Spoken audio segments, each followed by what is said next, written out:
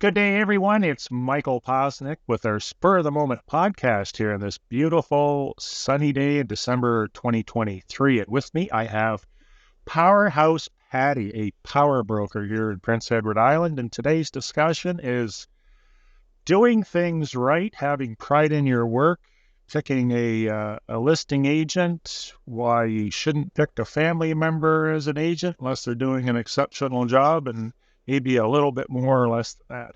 So today is basically a result of a scenario that I experienced this week. But before I get to that, I just want to go back to a memory I have of an old friend that's now deceased. He was a carpenter, and he told me a story about a carpenter that was working with an apprentice, and they were building a kitchen. And at the time, they were building the drawers for the kitchen.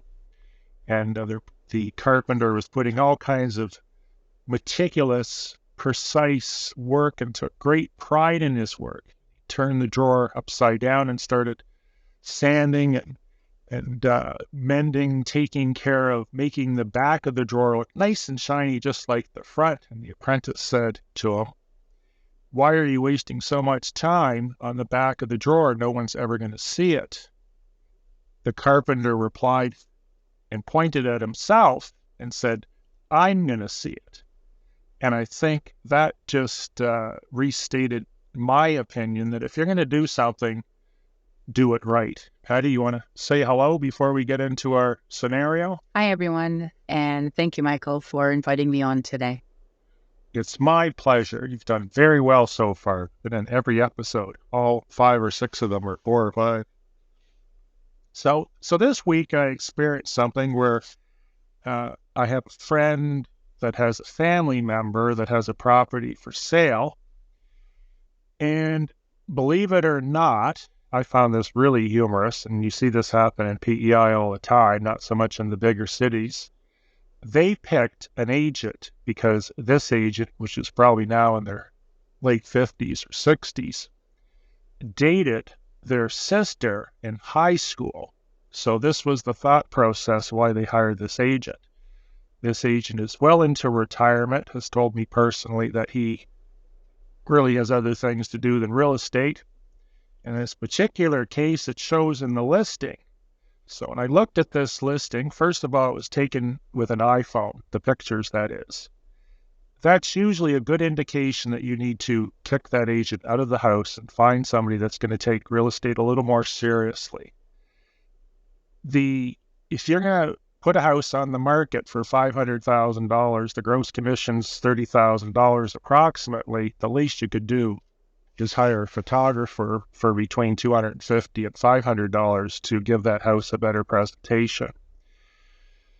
These pictures included the image of an industrial manufacturing plant on the left, garbage cans on the right. Because the iPhone really doesn't have great depth of field, it looked like the house behind it was 2 feet off the back of the garage.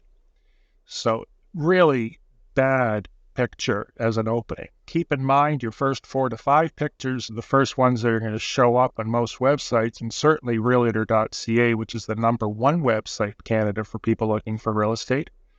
So you have those 5 pictures to capture the attention of that reader. Pictures went on with more comedic entertainment. We had 11 pictures of the really bad kitchen. We had sideways pictures of the bathroom, and it went on and on.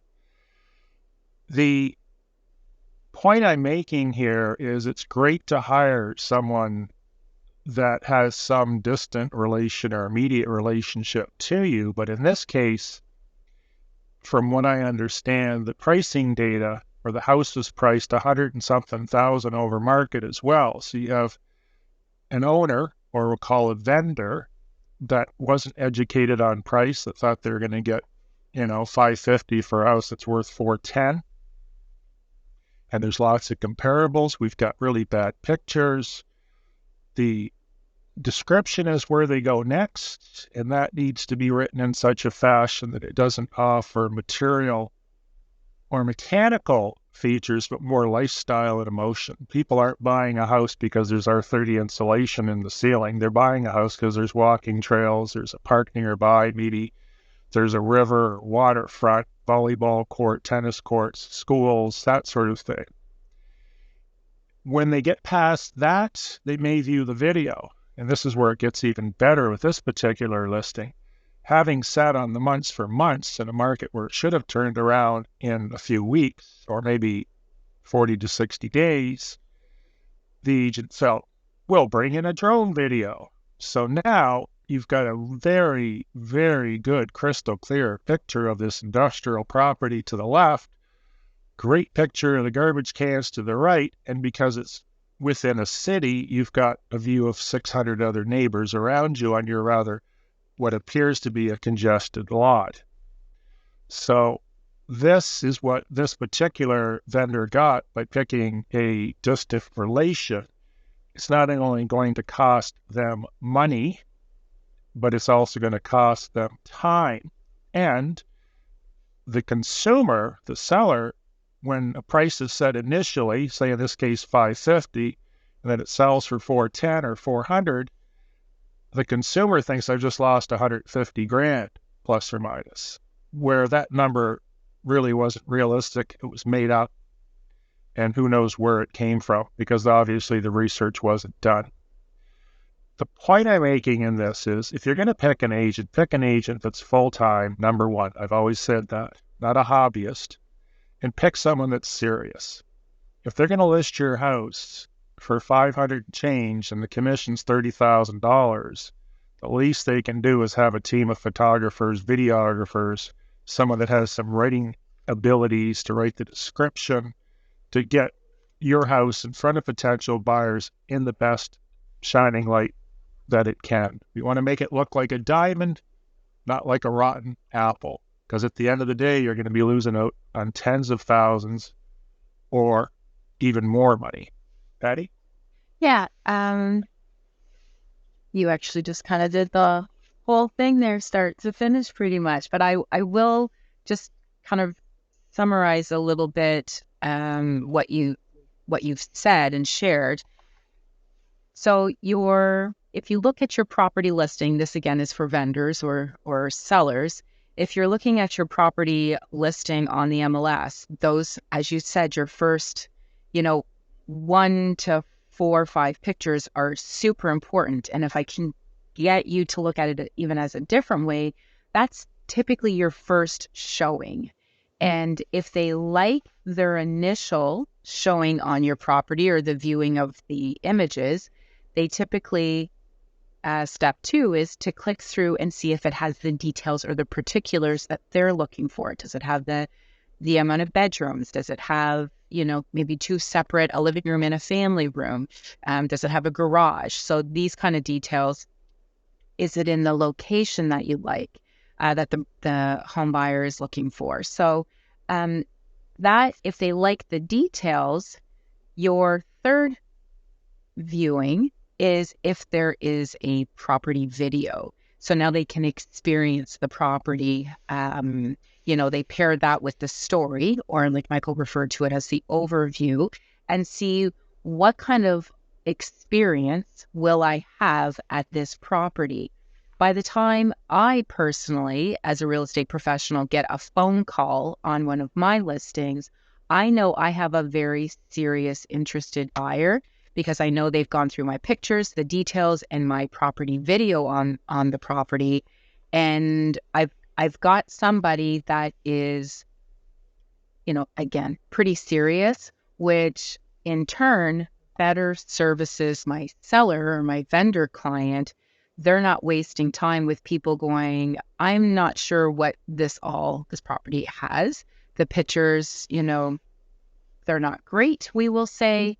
The overview has 3 sentences in it or 2 sentences, and it just gives me a basic 2 bedrooms, 2 baths.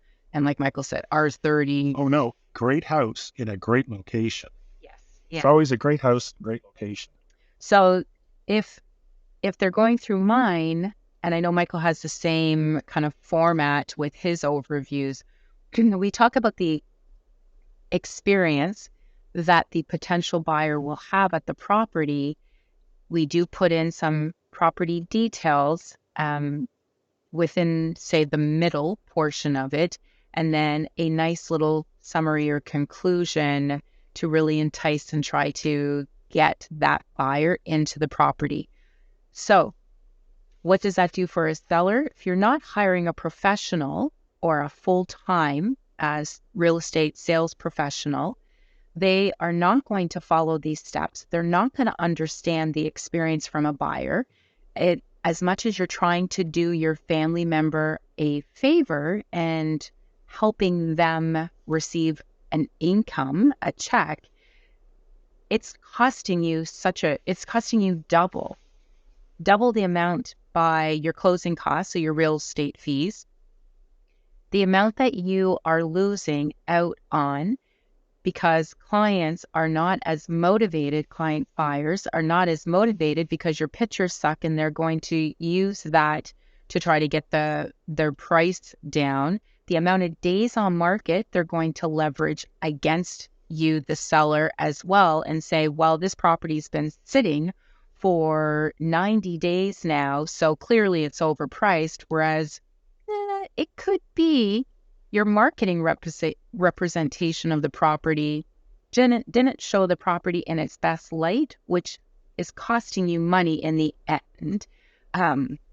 So these are things that a seller needs to be aware of when they're hiring a real estate professional. Are they a trained negotiator? This is not just our typical MLS because we do not get trained as negotiators with our license. The real estate professionals need to seek third-party education if they truly want to be a specialist in the industry. And as a seller vendor, you need to ask these questions because it is your money and it is your life going forward. If you want to get your family member a nice gift, you'll be able to afford to do that if you hired a professional and not gave your money away with somebody that doesn't have the proper skills. Michael? Well said. And the other thing that we didn't cover in closing is all the emotional distress. I talked to somebody there. We just did a deal last week, and the last time she dealt with an agent on a property she sold, they're still tying up loose ends 7 to 8 months after the close, in her words, which is absolutely ridiculous. You can incur a lot of emotional distress going through the process of selling your home or buying one if you're picking a family member or somebody that dated your third cousin back 50 years ago in high school. If they're not handling that transaction professionally with experience and knowing and projecting what the pitfalls are going to be ahead based on the transactions they've done, may that have been hundreds of them or thousands of them, which is conceivable after being in real estate full-time 7 days a week for decades, that makes the process a lot easier. So thanks very much for listening. We've had some actual downloads, which is interesting, considering we just threw this together some morning for something to do in the spur of the moment. If you have any questions about Prince Edward Island real estate or PEI in general, be sure to email Powerhouse Patty directly or myself. Have a great day, and Have a great day, everyone. that's it. Yeah. We're done.